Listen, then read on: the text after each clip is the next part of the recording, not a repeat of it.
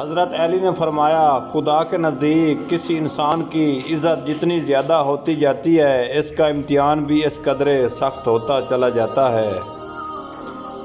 تم خود اپنی دعاؤں سے اپنا مقدر لکھتے ہو، اور تمہاری دعائیں ہی تم تک لے آتی ہیں جو تمہارا نصیب بھی تمہیں نہیں دے گا۔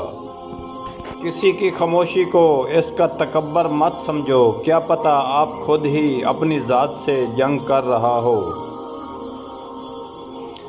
زیادہ مذاق کرنے سے آدمی کی عزت چلی جاتی ہے اور لوگوں سے دشمنی پیدا ہو جاتی ہے۔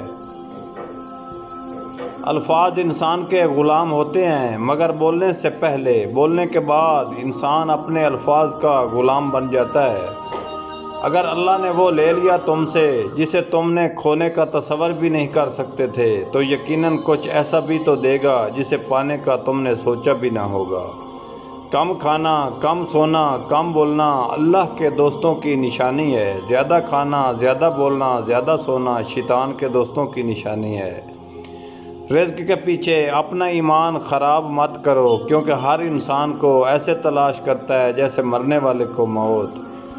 خواہش بادشاہوں کو غلام بنا دیتی ہے، مگر صبر غلاموں کو بادشاہ بنا دیتا ہے۔ خوش قسمت ہے وہ انسان جس کے لیے کوئی روئے، بد قسمت ہے وہ شخص جس کی وجہ سے کوئی روئے۔ جانور میں خواہش اور فرشتے میں عقل ہوتی ہے، مگر انسان میں دونوں ہوتی ہیں۔ اگر وہ عقل دبا لے تو جانور، اگر خواہش دبا لے تو فرشتہ۔ لوگوں کو اسی طرح معاف کرو جیسے تم خدا سے امید رکھتے ہو تمہیں معاف کرے گا۔